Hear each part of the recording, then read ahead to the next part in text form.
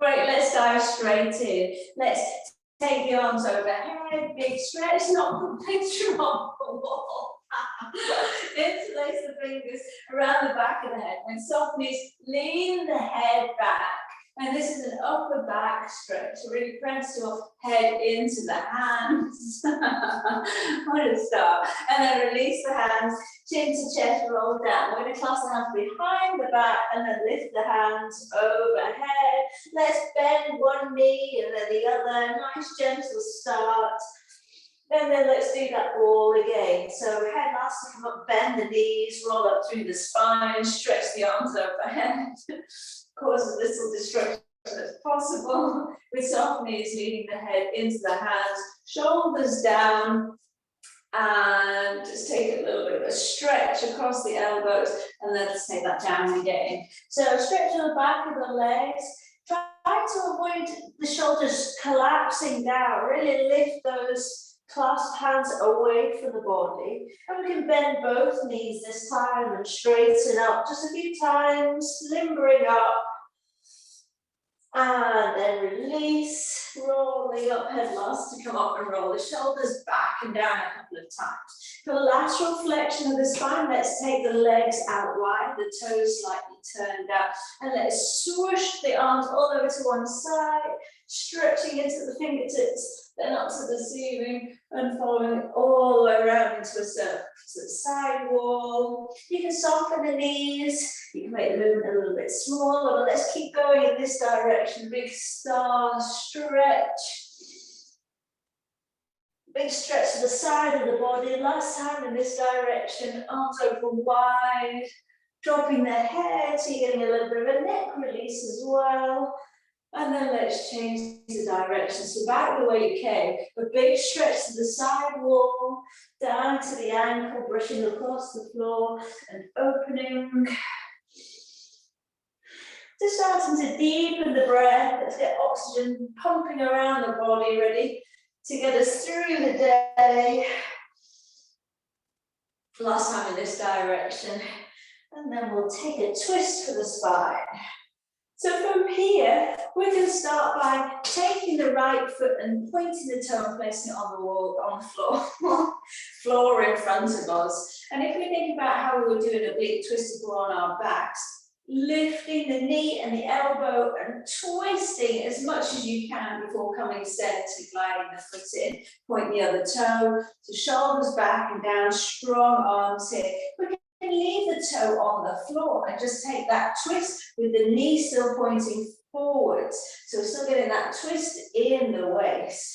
Just optional, add on a little bit of a balance challenge here where the knee tracks forwards. We take that twist, twist, twist, twist as far as you can go. So taking it side to side.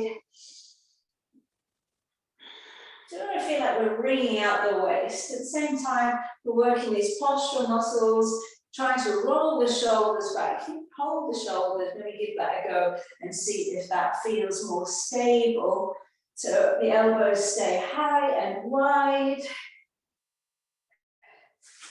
You feel that rotation in the spine. So if we take the gaze around to the side, we'll probably go a little bit deeper. And we'll take it last time each side and then we'll move on. So navel's back to spine. Try to think about golden thread up through the crown of the head. Really conscious that's really why you finish off that set and try and even it out. It will do. All right, so moving on to the next. Feet hip distance apart. Let's tilt the pelvis under so we're zipping up. So feel like your pubic bones drawn up towards the ribs, and we'll keep this zipped up here. We're going to rise up onto the balls of the feet. So arms lift up, squeeze the glutes, keep zipping up, and then lift onto the balls of the feet. Don't worry if you're wobbling a little bit. Just press the big toes down slightly together to activate the inner thighs. And then as if we're holding a beach ball, let's lower the heels, weight into the heels, bend the knees, and we're looking under that elbow as we take a twist, both knees still to the front. Get that maximal twist before coming center. Drop the arms and off we go again, rising up to the balls of the feet, squeeze the glutes, the crown of the head lifting up to the ceiling, softening the arms, lowering down through the heels, and we take it to the other side. So the temptation here is for the knees to track in the direction you're going. Keep the knees forward, so we're twisting the waist and working, strengthening those oblique muscles that pull in that corset around your waist. Let's take it again. So shoulders back and down, squeeze the glutes, rising up onto the balls of the feet. We'll find more stability here. The more we keep this area zipped in, and we think about pulling the big toes as if we're trying to buckle the mat between the big toes. And then we lower down, we take that twist, so the knees still tracking forwards, and we look under one arm, twist, weights very much back into the heels, come center, up we go again, balls of the feet, squeeze the glutes. Now, keeping the zip in the core, soften the elbows, weight into the heels, and then take that curve, twist to the other side. Knees still tracking forwards, long through the spine, twist as you bring out the waist, and then come center. Let's hold the shoulders and roll back a couple of times. Release out the arms and swing. Lovely. All right, we're going to take, like sun salutations, a couple of rounds with different variations for the legs. So if I stand at the front of my spot, wherever you are, let's take a deep breath in, stretching overhead. And just pause a moment to be the tallest you can be. And as we come into a forward fold, a kind of swan dive the arms down, hands down the back of the leg, chin to chest, ragdoll fold, maybe hold the ankles, the legs, wherever the hands fall, no forcing. For a halfway lift, we're finding where the spine is at its longest point from the tailbone to the crown of the head. We're stepping back to a pyramid stance. That's about a 3 foot back. It's not a big step back. So fingers might find the floor. Step the right foot back with the toes still pointing forwards.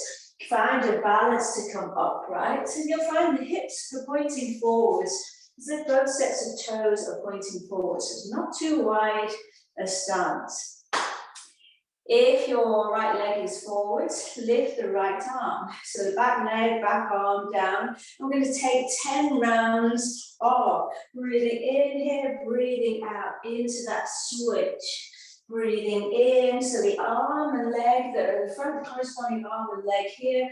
Breathing out with the breath. We have 10 rounds. In and out. Now, as we go through the, and we've maybe got the movement, let's think about the neck being the longest it can be. So we keep the space between the chin and the chest the same at all points. You'll find sometimes it's tempting to look at the front wall and then the chin sticking out, and we've got these ripples on the back of the neck. Let's try and keep the neck long. A nice flowing movement. So sometimes we've done this a lot slower, but let's keep the movement nice and flowing. Just with repetition, we'll get more flexibility, more stretch in the back of the leg. There's no need to hold and force it. Don't worry if you're not exactly with me. We have about 3 more on this side, and then we'll meet in a runner lunge, and that can be our resting point. Last couple. And then we'll bend this front knee, allow the hands to find the floor and step the back leg further away. So we're in a runner lunge here, but it's fine to lower your back knee. And we'll just pause here a moment. We can have a little sway. When we come back up into the next exercise, it's a warrior 1 leg. So don't worry if that doesn't sound familiar. We will place the foot on the floor, but with a turnout in the back foot. So we're still working the same leg. Maybe 45-degree angle here. And as you breathe in, let's lift the arms, stretching overhead. Front knee bent, back leg straight. Okay, so here's our first position. And now just thinking about the heels, the back heel is quite far away. Come up onto the ball of the foot and draw the heel in closer. So now it's at a 90-degree angle. front knee bend, and we're in warrior two legs. So let's just go over that again. The back foot coming to the ball of the foot and dial the hip so everything's square to the front again. We lift the back heel and draw it in, the hips open to the side. So if you're ready, we're going to go between those two. So that 45-degree angle, hips square to the front. Take a breath in here, then lift the heel, draw the heel in, and come to warrior two. Don't worry too much about the details. We keep the front knee bent, the back leg straight. We've got the arms above the heart, so we're working the front knee tracking forward, so a little bit of an inner thigh stretch here. So warrior one, hips are square to the front. Warrior two, the hips open. We keep looking at the front middle finger. Let's keep going. Last couple of rounds. As we come into these warrior two arms, really try to draw the shoulders down away from the ears. At all times, the front knee is bent, the back leg is straight. We're just changing the direction of the hip. So in warrior two, the hips open. Warrior one, it dials back to the front. Last two rounds. And then we'll come back into that runner lunge position again for a little break. And then the last thing we'll be doing on this side will be the triangle. So you're nearly there with this side. Let's place the hands on the floor. Take a runner lunge. And if you didn't last time, you might want to lower your back knee into a kneeling lunge. That might feel a little bit nicer. So we're in a runner lunge or the knee down, just to take a moment. So if I'm a step ahead of you from this kneeling lunge, it's that same leg that we're working with. We'll come into that 90-degree angle. So it's perpendicular, the back foot to the front foot, and we come up as if we're warrior two. We're going to straighten the front leg, and from here, triangle, hand down the inner thigh, we'll slide and open the arms, and then coming up, taking it to reverse triangle. So don't worry about trying to create a specific shape, just taking the upper body weight forwards and backwards, nice, easy gliding movement, no forcing, no rushing, shoulders are down. Again, with this exercise, we're using yoga to use repetition rather than forcing to work with flexibility and get the heart rate up. So both legs are straight in Trikonasana triangle. If it's too much with the arms lifted, we can have the hands on the hips and lean back. We're still working into the waist, strengthening the legs. The last one. And then let's spin those hands down, bend your front knee, and we're stepping to the front. Take a breath in, open the arms out wide, have a big stretch, breathe into the hands meet, and breathe out, return. The same with the other leg. Take a deep breath in and take a stretch. Bend the tallest you can be, and then into that ragdoll fold. So hands down the back of the legs, shake out any tension from the head and neck. Maybe pedal it through, one knee bends and then the other. And then let's take that halfway lift. So fingers can press into the shins to get that sense of length in the spine. It's quite a short stance that we take for the pyramid. So now your other leg, because you may not be on the same line as me, your other leg steps back maybe 3 foot with both feet pointing forwards. So for balance, you might walk your hands up the leg. Whichever leg is in front, lift that corresponding arm with the breath, 10 rounds. So breathe in here, breathing out, the arms cross, we fold forward. We breathe in, back to the starting point. So here, as with the third exercise, the legs stay straight throughout. You want to try to keep a sense of zipping up though, the navel to spine. If you can think deeper into those core muscles, they'll maybe even locate the pelvic floor, and engagement, shrinking and lifting, that sense of lifting will help pull that corset muscle in around the waist, the TBAs. We'll breathe in, shoulders soft and down. You can make this a little bit more dynamic by really gripping the floor with the feet, so the legs are a little bit more active. You can also reach into those middle fingers forwards and backwards, slicing through the air. So we're active through the whole chain of muscles along the arm. We'll be using more energy, more resistance, create a sense of kind of sort of slicing through resistance, maybe through water, to get stronger. You'll probably be feeling this quite deeply in your hamstrings, in the back of the leg, maybe even in the calf muscle if that's an area of tightness. One more, and then we meet in that run a lunge.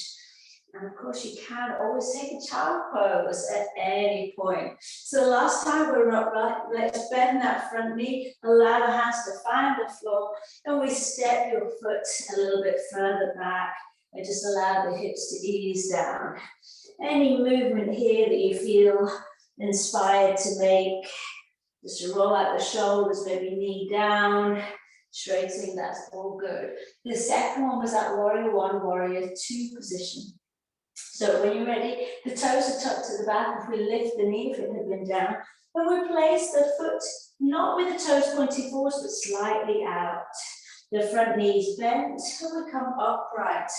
So the headlights on the hips, they'll both be beaming forwards. Bottom slightly tucked, straight back leg, front knee bent. If you've got your balance, we lift the arms.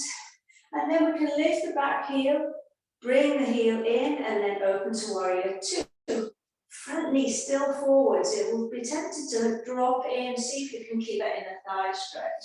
Onto the ball of the foot at the back to lift. Dial the hip forwards to the front back for warrior one. So we should be getting a nice hip flexor stretch here. So at your own pace, toggling between this hip opening position with an inner thigh stretch, strong arms, and then dialing the hip forwards with the bottom tuck, we then get the hip flexor stretch there. If you've got that movement in the back heel, and this feels fluid, we can think about moving with the breath, so breathing out to settle into a posture, breathing in to transition, breathing out into a posture. Shoulders back and down. Can we even picture the shoulder blades and feel like they're slotting neatly into pockets in the back of our top? Remember, we can hold the hips instead if that feels a little bit more secure, and we can work on this hip mobility of dialing the hip open and close, finding those two positions. This is all really helpful. So we keep the knee and the toes pointing in the same direction. So the movement comes from the hip and the heel through the whole chain, so we keep that nice alignment. Let's meet in our lunge. So last time here, a little bit of a sway. And last of all, we've got the triangle, reverse triangle. So when you're ready, let's find the floor with the toes, the foot perpendicular to the front foot. Let's open the body, straighten the front leg. So hips a little bit open, back of the hand, down the front leg. Let's just find that side bend. If you can, open the top arm and then pressing into the floor to come up. We take a back bend. So now it comes into the front of the waist here. So you can breathe into transition, breathe out into Trikonasana. Breathing in, so shoulders stay down, away from the ears. If this is too much on your knee, try to give a little bend to this knee. You can even press the top hand into the shin. The idea of pressing the shin into the hand in the triangle gives a little bit more support because that fires up your calf muscles. So that can be feel really nice and supportive. You're doing well. We've only got 10 more minutes and you've been moving continuously. This is all great. For the last couple of rounds on this side, let's see if we can keep this top shoulder really nicely back. So we're trying to see your armpit. If the shoulder drops We kind of lost our alignment there. So see if we can externally rotate. Last one. And then we'll bend this front knee. Cartwheel the hands to the floor and lightly as you can step to the front. Take a deep breath in, stretching the arms overhead. Breathe into the hands meet and then float down to heart center. We're coming down to the mat. So you can take a Pilates roll down, have a nice little sway on the way down. Find the floor and let's come straight onto our side. We can hold the head in the hands, knees are out in front of us and bent. Let's lift the top knee and we're waggling the knee. So it's kind of a bit of a can-can movement. The knee dips down and the ankle lifts and then reverse, knee up, ankle down. So just finding a nice easy movement within that hip joint. Kind of like shaking out tension from the hip while strengthening at the same time. Just feeling how mobile that hip is today. And then we'll keep the knee bent, but we're taking the knee into the chest and then the knee behind the body. So here where we move more to a Pilates sort of exercise, we try to keep your TBAs engaged, the corset muscle around your waist, so we keep the upper body in the same place. You can use your breath here to breathe in for the transition, breathe out to really take the knee behind your body, try and touch your bottom with your foot. Breathing into transition, breathing out, and able to spine the knee right into the chest.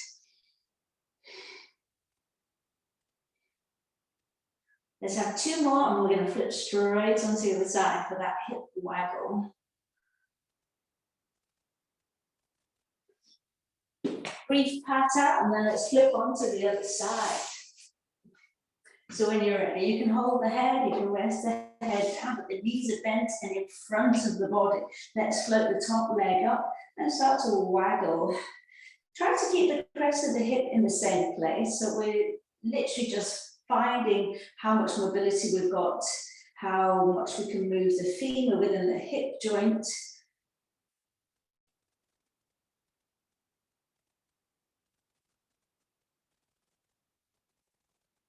Amazing. One more, and then still with that bent knee, use your navel to spine, your core muscles to help draw the knee right into the chest, and then behind the body. So here's the challenge, to keep the shoulders in the same place by switching on those stabilizing muscles in the core. Front top fingers can be on the floor to give us some stability. We're keeping the ankle and knee roughly hip height, taking the leg back, trying to touch the bottom here, hip extension, using the core to draw in. Last couple of times.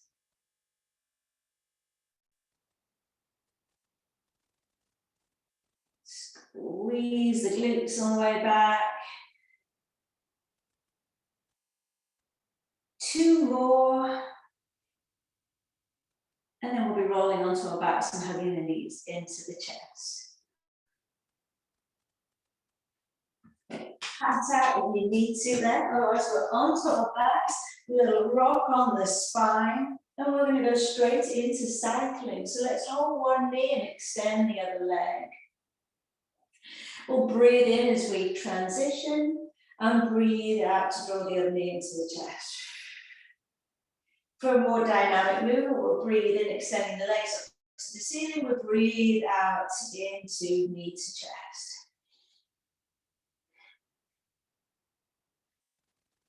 For more of a challenge, we curl head, neck and shoulders up. So it's just the navel to spine pressing into the floor. A really strong out breath here. That action of drawing the navel to spine will just help us to engage those abdominal muscles a little bit more. For the next one, for the crisscross, the legs don't need to be entirely straight. There can be a bend in the knees. So if I get round to this side, the legs, let's point with the pointed toes, legs as straight as you can manage. We cross one ankle in front of the other. So it's a crisscross cross, crisscross. Now, as we do this, we want the spine nicely imprinted, a neutral spine with core engaged as we crisscross. So if you're finding your spine, your lower back is arching, take a bend into the knees so the knees are more over your chest and then crisscross from there. As you get more confident and more core stability, we can start to straighten, maybe even lower the legs away from you for more of a challenge, more loading on those abdominal muscles. So here we point the toes and maybe quicken up a little bit. We're toning those inner thighs, and if you check in with the inner thighs, you'll feel them working strongly for us here. You can hold your head in your hands or arms biased to the side of the body. And let me give you a countdown. 10, 9, 8, 7, 6, 5, 4, 3, 2, 1. And open the knees into the chest. Well done. Then a rock on the spine. Let's reach for the little toes for a happy baby. So elbows on the insides of the knees. Hold around the feet if they'll reach, otherwise we're holding the ankles. Let's lift the soles of the feet to the ceiling and gently press the elbows into the insides of the knees. So we're opening the knees and the ankles out wide. If you've got hold of the feet, you can draw the knees to the floor, towards the floor either side of you, and a gentle rock. Wonderful. Placing the feet on the floor, glute stretch, place the right ankle on the left thigh, flex the foot, allow the knee to fall out wide, even pressing a little bit on the front of the thigh can feel nice. And then we thread the hands through around the back of that left thigh and gently draw in towards the chest. Here, sometimes we need to rock a little bit side to side to find just a nice sweet spot, stretch, and then we'll just settle there for a breath or two. You have time now to close your eyes. Let's tuck the chin into the chest, no crease at the back of the neck. The eyes closed, thinking a smile, a nice deep breath in and out of the nose, finding some softening in the hips, the glutes. One more full round of breath on this side. And then gently release and over to the other side. Place the ankle, externally rotate the hip, and then thread through, draw in. We can use the elbow to keep that external rotation in the hip. A little bit of a rock to one side.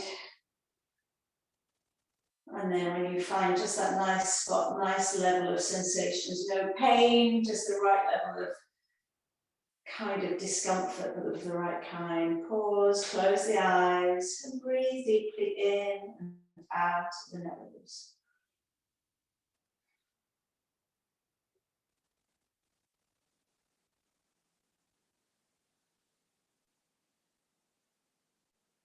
One more breath here. And then we'll release the knees, both knees into the chest. Curl your head up and give yourself a tight hug, squeezing the thighs into the chest. A little bit of a rock, and then we'll come up, either rocking forwards and backwards or rolling onto one side. We come cross-legged or kneeling, whichever is a more comfortable position for you. And let's meet sitting up, taking the arms out wide, stretching into the fingertips. Stretching overhead, and then breathing out, drop the head to the right and float the arms down. So neck release, stretching into the fingertips. Then guide the head back up to the ceiling, big breath in. Breathing out, head to the other side, floating the shoulder down, stretching into the fingertips. Last time, taking the head back up to the ceiling, lowering the hands, elbows forwards to meet, up to the ceiling, and then rolling the shoulders back and down. Maybe making up for a yawn and stretch that you didn't have time for this morning. Twice more, breathing in to come up, Breathing out to lower and guide the shoulders down away from the ears last time. Deep breath in to reach, open, breathing out to settle the shoulders back down for the rest of the day. Well done. And gosh,